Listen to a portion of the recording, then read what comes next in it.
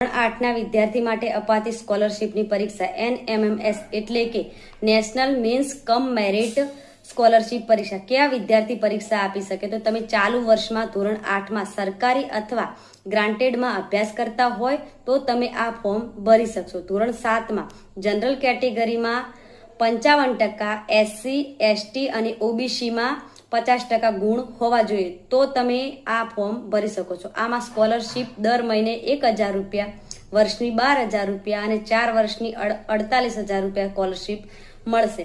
એમાં એક માપદંડ છે જેમાં તમારા પિતાની વાર્ષિક આવક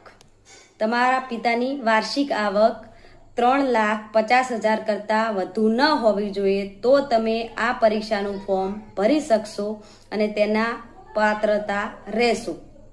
બીજું કે પરીક્ષાની પેટર્ન કેવી હશે? તો MCQ પરીક્ષાની પેટર્ન હશે અને જેમાં 180 માર્ક્સનું પેપર પૂછાશે અને જેમાં ગણિત, રીઝનિંગ અને સામાજિક વિજ્ઞાન અને વિજ્ઞાન એમ 4 વિષયો પૂછાશે પરીક્ષામાં.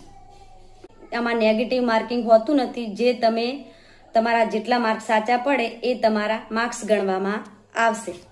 પરીક્ષાનું માધ્યમ કેવું હશે? તો ગુજરાતી અને અંગ્રેજી પરીક્ષાનું માધ્યમ હશે. જે તમે પસંદ કરશો તે પરીક્ષાનું માધ્યમ રહેશે. પરીક્ષાનો સિલેબસ તો ધોરણ 7નો સંપૂર્ણ અભ્યાસક્રમ અને ધોરણ 8નો સેમ 1નો સિલેબસ પૂછાશે.